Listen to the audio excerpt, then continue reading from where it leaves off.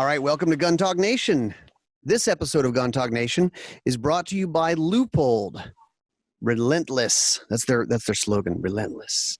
And also Springfield Armory. You know them, they make guns. And you probably own one or two or three of them.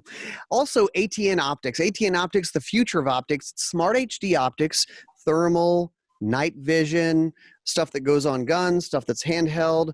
You can even get the nods and sneak up on hogs and raccoons and whatnot. But really different stuff. They also have a special going on right now, and they actually have their Thor 4 for under $2,000. This is like quality thermal for under $2,000, which is kind of crazy that we're in that world now. So check them out at atncorp.com, and we appreciate all our sponsors' support. So today on Gun Talk Nation, we have somebody who I've known for a long time, and she's in the industry. And let me let you on a secret. Not everyone in the industry is a shooter, but she is a shooter. Tes Salb from Hi-Viz. How you doing? Good. How are you? Good. Welcome in. Thanks for being with us. Well, thank you for having me. So Tess has been, you worked in the industry a long time, but give people a little bit of your background. I started my career at the National Rifle Association and was there for about 8.5 years. And then was lucky enough to land a position in the manufacturing side with FN, what is now FN America. At the time it was FNH USA. Right. And then I moved to Armalite and helped kind of resurrect that brand again, which was a fun project. Yeah. And then I've also worked in marketing in Benelli and have finally landed here at Hi-Viz Shooting Systems. You know, and that's actually a common journey because I can speak from that because I grew up as a kid in the industry. My dad, most people listening know my dad has been in the industry, and typically people don't leave the industry even if they move jobs because, I mean, I guess my take on it, Tess, is they like what they do, and the people in the world of guns are just great people to work with, don't you think? I agree 100%. And it is someplace once you come in, it is very difficult to leave. And that's something that whenever I first started my career here, I don't remember who told me that, but they said, once you're here, you're never going to leave. And they said the same thing. They said, you'll just see people move around. Right. And so I've been fortunate enough to be able to stay in the industry as long as I have. And I truly value what we do, but also I value the people with whom I do it with. So were you a shooter before you got into this industry when you started NRA? I was. I do not come from a shooting family. So this was something that was kind of new for my whole family. And my entire journey has been something that's been quite an adventure. I was a horseback rider and fell in love with horses, decided at the age of 5 I wanted to go to the Olympics in horseback riding. My parents were like, sure. We don't own horses. They're like, yeah, sure, let's do that. Right. We don't own horses. We come from a small town in New Mexico. We're right behind you. But they supported me. They entertained me. And randomly, I landed a training opportunity when I was 12 with Colonel Russell, he's one of the Olympic equestrian coaches. Okay. And in San Antonio. And he took me under his wing and said, she is good enough, but she's 12. Most Olympians are 30 in equestrian. So he said, she's got some time to train. And he introduced me to his son that had the junior modern pentathlon program at the time. And okay. He recommended I go into that so that I could train with juniors, but then kind of do something a little bit different. And modern pentathlon, for those who are not familiar, is running, swimming, shooting, fencing, and horseback riding. So that's actually how I got into shooting. Wow. That's a crazy path. It is. It totally random, especially being a small town girl in New Mexico, just random chance that it all happened. And in 1996, they were going to take it out of the Olympics for men. And so they recommended that all of us go into specific sports.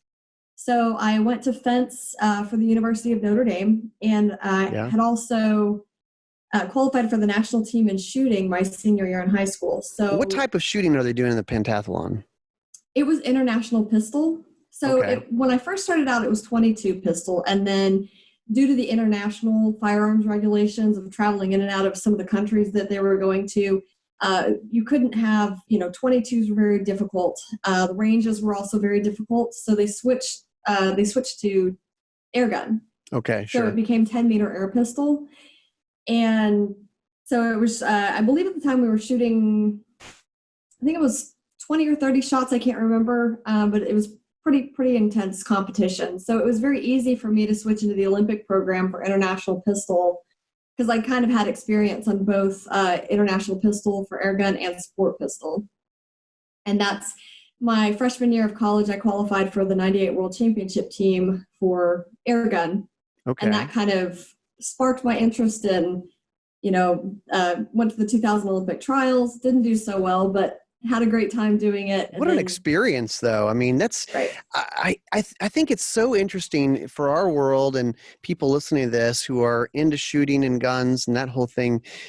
And we've mentioned it before, is one of the biggest sports in the Olympics is shooting, as far as the number of events and all that stuff. Mm-hmm. And also people being able to get scholarships and take that journey. And you did that journey. I mean, so people listening, how would they approach this if they go, my kid really likes shooting or is really good at it? Is there a path or a particular direction that you would advise them on? Absolutely. They have, 4-H had great programs whenever I was in it. So I would contact your local club, contact your local 4-H club, and kind of see what kind of programs that they have. I don't have kids right now, so I'm not familiar with the programs that are available, but there are great grassroots programs out there. Mm-hmm. The Boy Scouts, Girl Scouts of America had been doing things at the time as well, and that was a great place to get started.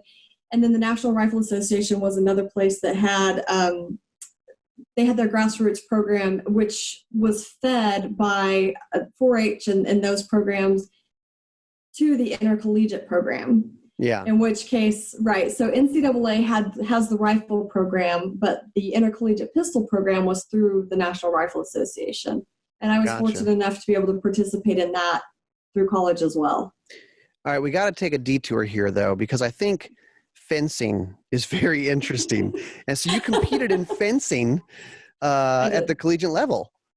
I did. Yes. That's so wild. When you watch it, of course, for most of us, we watch it once every 4 years, maybe when we're watching Olympics, perhaps. And it's so fast. Mm-hmm. I mean, is there anything that you take from fencing into shooting? I'm not quite sure I've ever thought of it that way. It is totally different, because in shooting, and whenever we competed in the modern pentathlon, shooting was our first event, which was great because you crawl out of bed, your heart rate's not going high, you don't have to eat a lot of sugar or anything, and so you just kind of go to the line sleepy and you would shoot.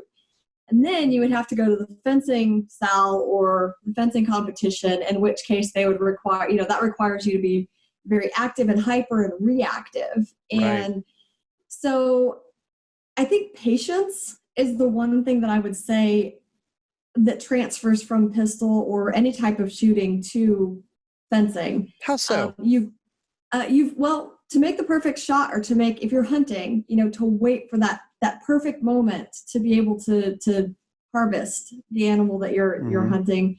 In competition, to ensure that, your sights are aligned and your trigger squeeze is going off at the exact, you've got the timing correct. For fencing, it's not necessarily going after your opponent. Really what you're trying to do is you're trying to wait. There's 3 different types of fencing. There's épée, foil, and saber, and they all kind of have different rules. But okay.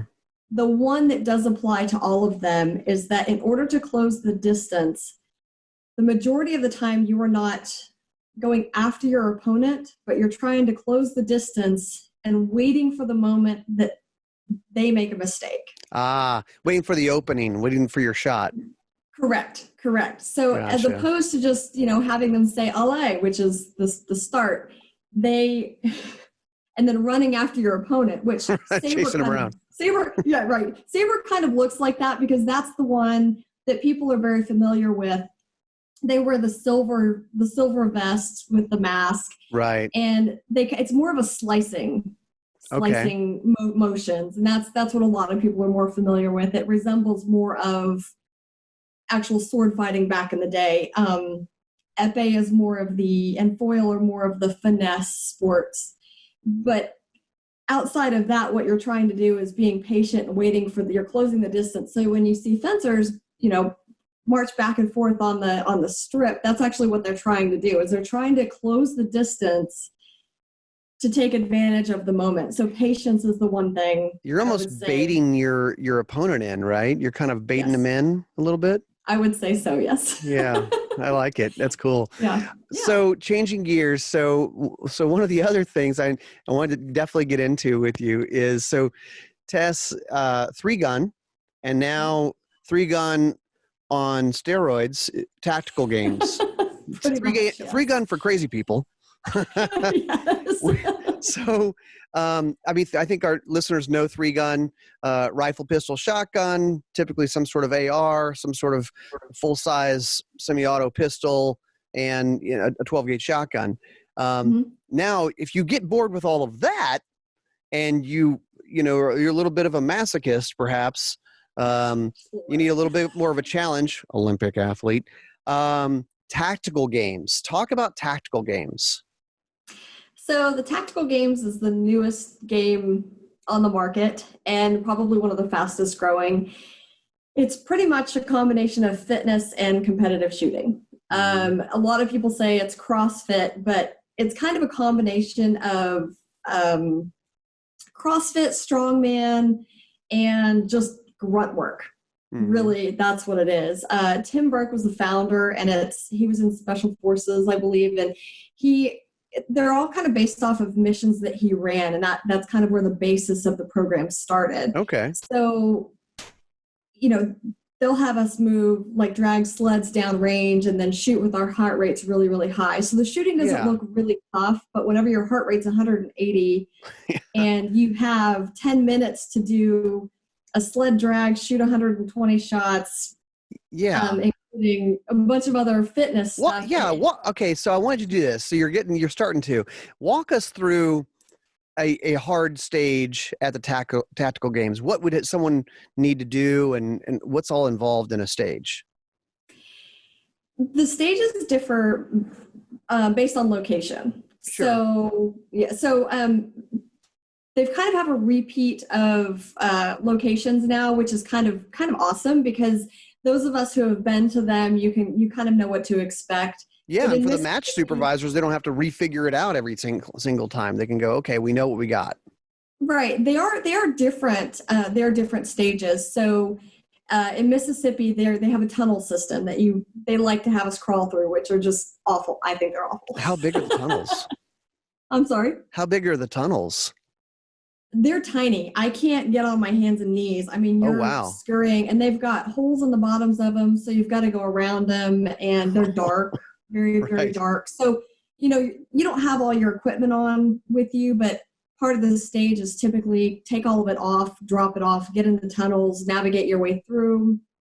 And part of that also helps break up the competition, because, you can't really pass, but also you can you want to get to the tunnel first so that you're out of it first. And they have a tower there. They also have a train, an Amtrak train that they use, so you can shoot in close quarters positions or odd angles and stuff like that. Whereas GTI, the Government Training Institute in South Carolina, that's an old nuclear reactor facility, I believe, that never opened. We use their tunnel system. So, we're jumping into tunnels, running through them, fast roping out of them, using cave ladders to get up to the next level. And we're shooting in the dark. So they use sim rounds there. Okay. So that, you're running through a building. And the first year I did it we had fog in one area, and you had to do target identification. So you had so many magazines with so many rounds in them. I think we had 4 magazines, but you had 5 targets. So part of the exercise was that you also had to identify which of your 5 targets was the friendly target, and you had to engage the other 4. You can't just blow through there and just shoot everything. You could, but every miss in the tactical games and every mistake is a time penalty. Yeah. So, every miss is 10 seconds on the clock. And that, people don't think that adds up a lot, but it actually really does in the end. When my first tactical games, I wasn't sure that was enough of a penalty. I wasn't really sure how it was going to play out. And I actually came in last in every single battle, but I hit my targets and I ended up winning. Really? And I literally halfway through, I was like, I don't know how this thing works. I don't know what's going on. I want to shoot the best that I possibly can, because I hadn't been training and the girls were tough. They were fit. Mm-hmm. And so I just kind of succumbed to the fact that I just want to shoot well. And apparently that's how you win the game. That's the trick. Yeah. Shoot good, shoot gooder. Shoot well. Yeah. But So that's how long does a stage usually take? I mean, because when you think about different types of competitions, there are some USPSA stages or something like that. It may be a par time or whatever. It might be 20, 30, 40 seconds. So, I mean, you guys are dragging sleds and crawling through tunnels.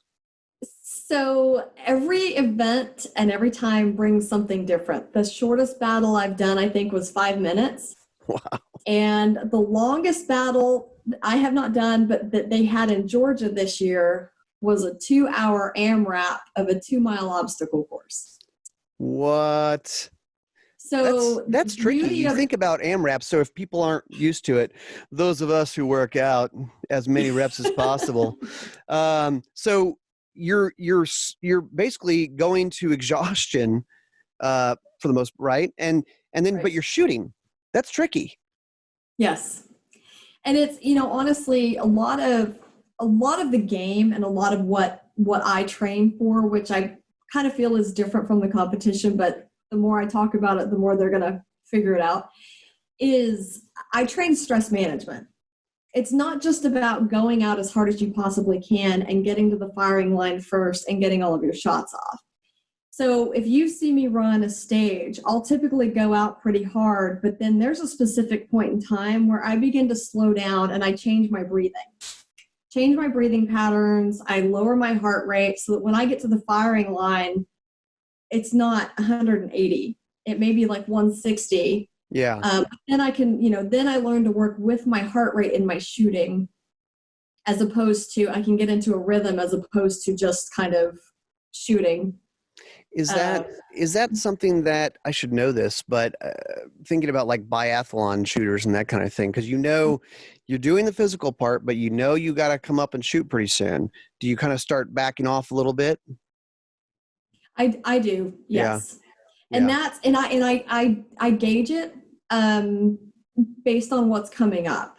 So the last games that I did here in Texas, there was an AMRAP. It was a 10-minute AMRAP of run to the firing line, which is about 50 yards, shoot 10 shots rifle, 10 shots pistol, run 400 meters. And it was as many rounds of that as you could get in. But everybody started with the same score. Everybody started with the score of 600. So, and they figured the most somebody could get in was 5 rounds. And that would mean you're running a 5-minute mile plus shooting 20 rounds every, right. So the guys, Jeremy Moore and Jared Halbart are the ones that are creating our battles this year. And they have put together some amazing, amazing battles. But just to think about the processes that go into trying to differentiate or trying to decide what the best athlete and the lowest the common denominator that walks into the games are going to be able to accomplish, but then also to make it fair so that the guys at the bottom can compete with the guys at the top. Yeah, and have fun and yeah, actually complete a stage, a battle. Yeah. Because I'm like, wow, I sometimes I doubt them a lot because I'm like, there's no way. And then 100% they have nailed it every single time. Wow. So, but do people show up to watch it? Yes. Yeah. We actually encourage spectators, which is something that is different for the tactical games. We do encourage spectators. We encourage you to we don't ask for young children necessarily, although some people do bring them, but eyes, ears, eye protection, ear protection are something that we request. And just knowing range safety, staying out of the way of the athletes, asking questions if you have questions. you don't know where to stand or don't know where something is. But yeah, we definitely encourage spectators to come out, and it's great fun. Like I said, the shooting doesn't look very difficult, but once people enter the event, their eyes are quickly opened. Oh yeah. And yeah, we actually do have a lot of people show up and they do their first battle and then they don't come back. So Oh really? I think Oh, no. they underestimate what they've signed up for. Yeah, correct. So, but that's the thing is, if anybody's interested in signing up, we've got different levels. So your elite for men is cream of the crop. I mean, those guys are lifting 200-pound bare bones bags. Their weights are the heaviest that they can possibly be. It's tough competition. Then you've got intermediate for men, which is the weights are a little bit lighter. Then you have masters, which the weights are just a little bit lighter, and then the ages are a little bit older, but those guys sometimes are pretty tough too. Can you just choose to be in the lightest weight group, or how does that work? Well, there's a fourth category for men, and actually women can also participate in this one because there's only one female category, and it's women. You do what we all do, or you don't do it. Although in Texas, they instituted for the very first time a disassemble rule that allowed women to disassemble all of the weight and carry that down by pieces. So it just takes you longer. You may be doing 4 or 5 times the amount of work, but you can still do it. But the lightest one is called the light category. And what that allows people to do is do the weight or do a weight that is realistic for them. That category, you cannot be competitive in that category and you cannot win. However, if you want to come try it out and you're interested in getting a true taste of it, that is going to be the category that you want to try out. And like I said, they have it for men and women. Not a lot of women, I think, know that that's available to them, but it definitely is. That's cool. Yeah, you could try it out and at least experience the stages and that kind of thing. Right. That's really neat. I've saw it come about the last few years, and you've done pretty well in there, huh? I have, yes. Surprisingly, it's getting harder though. The women are getting tough. So don't be shy. How did it go? How's it been this last few years? Tess in the women's division. It's been good. I just won my 4th title. Awesome. So last year I won Mississippi, Texas, and then Florida. And I came in 2nd in South Carolina. And then this year I just won Texas. So, but it was like I said, it was tough. My competition this time was a woman from San Antonio SWAT. Okay. So they actually have a team that's training for this. Oh, that's neat. And then another female who's new to the circuit, and she's a National Guard out of Utah. And both of those women are going to be fire breathers once they figure out the game. So right. It's good to have people on your heels, Tess. It keeps you honest.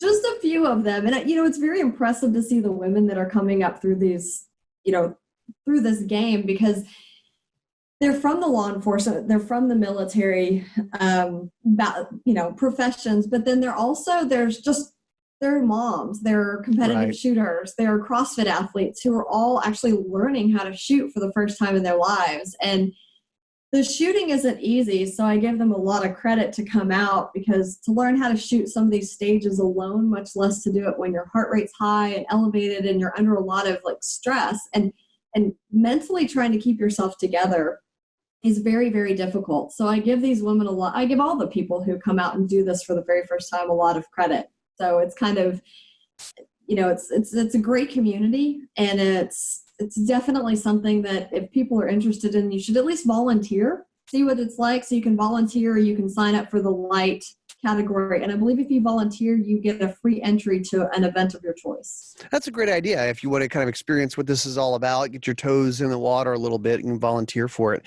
tactical games. So we ought to talk about sights, because after all, you are with Hi-Viz Sights. Yes. So I've used Hi-Viz Sights, and it's interesting because I think sometimes I equate some of this stuff. It's like cars. My car already has a sound system. It already has a stereo. But if you bring it to a car audio place, it's going to sound better. So I think that's true for gun stuff. Aftermarkets, whether it's triggers or sights, typically not only do you get to customize it for yourself, but typically it's going to help you be a better shooter.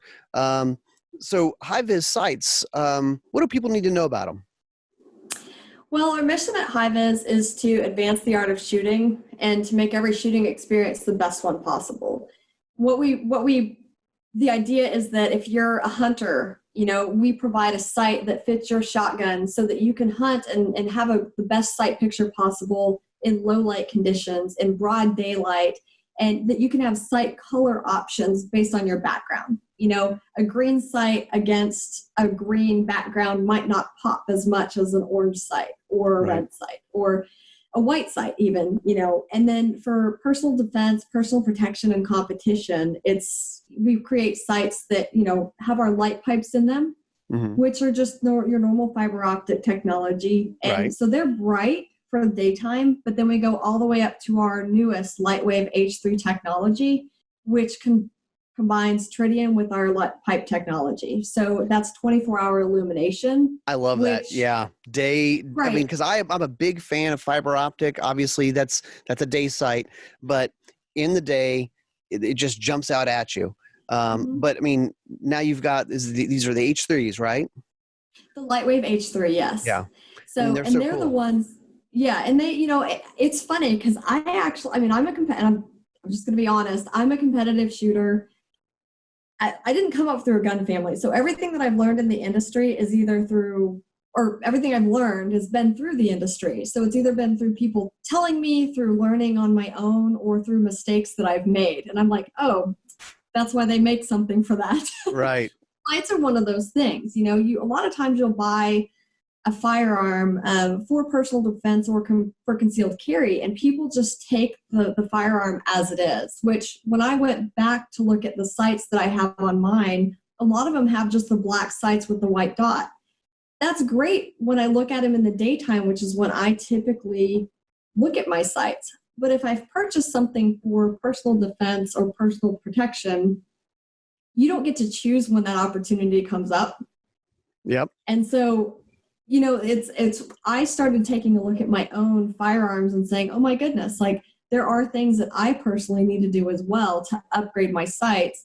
And so our Lightwave H3 technology is the latest one, and that gives you the opportunity to have 24-hour illumination so that it doesn't matter what sport you're participating in or what you've purchased a firearm for, you're ready.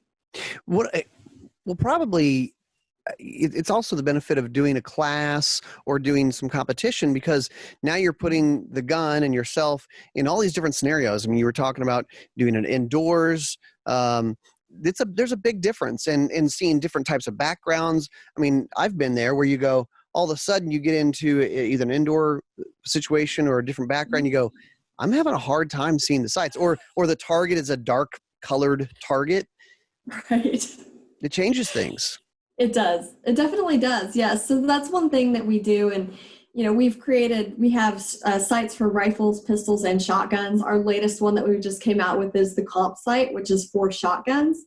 So it's the tritium fiber optic, and it fits almost every shotgun on the market. And it's great for hunting. It's great for competition. So.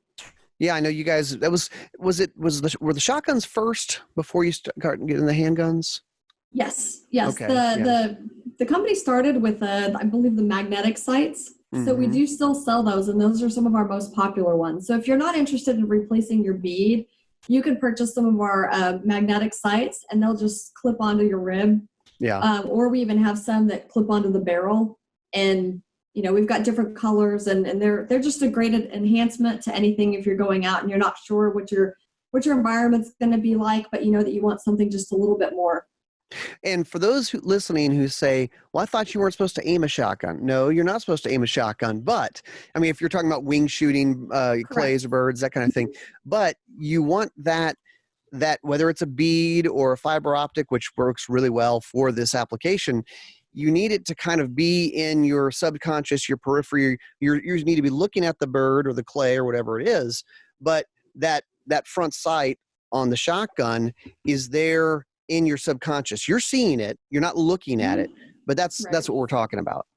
Absolutely. Yes. Yeah. It's absolutely. just to enhance the art of shooting, so that whatever you're supposed to be doing naturally, we just try to make it easier. We try to make it more clear and more visible for you. More visible. And to that, I guess that's why I like, especially the fiber optic side, is you just don't have to hunt or search for the sight. And it's one thing if you're standing in an indoor range and you're shooting very slow fire, finding the sight is not an issue. But once you start speeding up out of your comfort zone, whether you start doing competition, doing a class, or like concealed carry, and you're in a fluid situation with a bad guy, you want that sight to just jump out at your eyes really quick. Right. That's what Absolutely. it's about. And yeah, that's exactly why we make what we do. And, we're constantly looking for new opportunities and new ways to make that easier, to enhance that sight picture for beginners, for people who have a hard time, as we all age, our eyes start to go. And unfortunately, that's one of the most important things for shooters is your eyesight. So when the blades of, aren't as clear as they once were. Yes. That's where the fiber optic and the tritium fiber optic actually come into play a little bit more. We just give you one more added feature to get that sight picture. Yes, we sometimes we start needing those helpers, those little cheats. Our eyes get older. We need all the help we can get. Well, as you can hear, as I talk with Tes, I mean, she is, and I kind of mentioned at the very beginning, not everyone in the gun industry are shooters necessarily. Some of them are great graphic designers or marketers or whatever, right? But I love that you're a shooter. I mean, she's won the tactical game several times, so she probably outshoot most of us. But a real shooter, and I mean, that's got to go towards what you guys are doing at Hi-Viz, bringing in products for shooters and hunters. Yes, we actually do have a lot of shooters and hunters at Hi-Viz. So they're products made for shooters, by hunters. And that's one thing. We work closely with many of the major manufacturers in the industry. So we hear what you're telling them or what the customers are telling them as well. And we're constantly looking for new things. And there's a lot that actually goes into the sights. It's more, it's not just replicating something that a manufacturer has done and sticking it back on. We're looking at the innovation. And one of the products, or a couple of the products that we have that speak to that are our Tribez, which is our turkey deer hunting sight. And it essentially connects 3 points to create kind of like a 3-dot system for your turkey or deer rifle or shotgun, sorry. And then we also have the Magna Optic line, which is our shotgun line for cross-eye dominant shooters.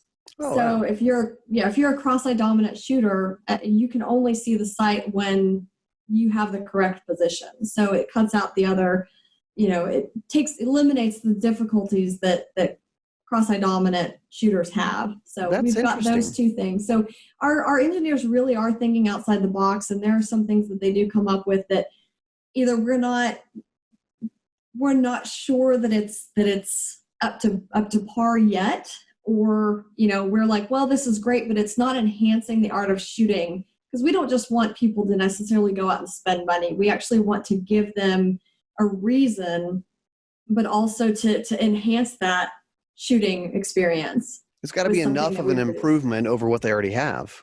Absolutely. Okay. Yeah. Well, I know that they can find Hi-Viz sights from their gun manufacturers. A lot of gun makers are putting Hi-Viz on their shotguns or pistols or rifles or whatever. But if they want to find out more, what's the website? Our website is hivizsights.com. And and we also make, we do sights for firearms that are out there that for OEM partners that didn't necessarily come with them on them. So if you have any questions or anything, you're more than welcome to hit us up on social media, Hi-Viz Sights, or call our customer service. Our guys are happy to help you find a sight that fits the firearm of your choice. Yeah, and most of them are pretty easy to do. I was actually at the range this morning. I am like the least gunsmithy of gunsmiths. And I went, oh boy, it said roll pin. I'm panicking, but it was nothing. It was just no big deal. Yeah. Now I can just tell people, oh yeah, it's super easy. It's roll. You just push that roll pin out. No big deal. We definitely try to make it easy. Sight installation, there are a lot of sights that we would like for you to install either, in your gunsmithing room or at the range so that you can make sure that they're sighted in. But we do have some that can be put on in the range and good to go. And then our light pipe technology is also extremely easy to interchange our light pipes. Yeah, you could swap out the colors. On site if you want to, right? They come with a tool and you just pop the light pipe out and pop the next color in or a replacement light pipe and you're good to go. Yeah, and they're super durable too. I think some fiber optic sites out there have gotten, I don't know, I guess a bad name or whatever because they either fall out or they break or what. I mean, it seems like the Hi-Viz stuff, you guys, it's encapsulated, it's sort of protected a little bit. Mm-hmm. Most of our sites are all steel construction. And then we've also opened up the capsule, I guess, and to allow the majority of the light to come in. So that's why some of our light pipes and our products are some of the brightest on the market. But then, we just make it easy to interchange things for your different conditions and different choice of colors. So. Yeah. They're great. Like I said, when you start upgrading your gun, whether it's sights or trigger or whatever, you start going, oh, and all the good shooters do it. They cannot leave a gun stock. They go, no, I want to customize it for me or for the shooting conditions or whatever it may be. Tes, thanks for being with us. Well, thank you for having me. All right, Tes Salb, Hi-Viz Sights, go check them out, and maybe check out the tactical games if you feel up to it. Maybe you're a shooter and you're an athlete, a CrossFitter, or something like that, and you're looking for a challenge. I've looked at it. I'm not sure if I'm brave enough yet, but I think you should. Yeah, I may have to. Mississippi's not far away from me. I'm running out of excuses. There you go. Yeah. All right, that's it for us. Thanks for listening. We'll see you next time on Gun Talk Nation.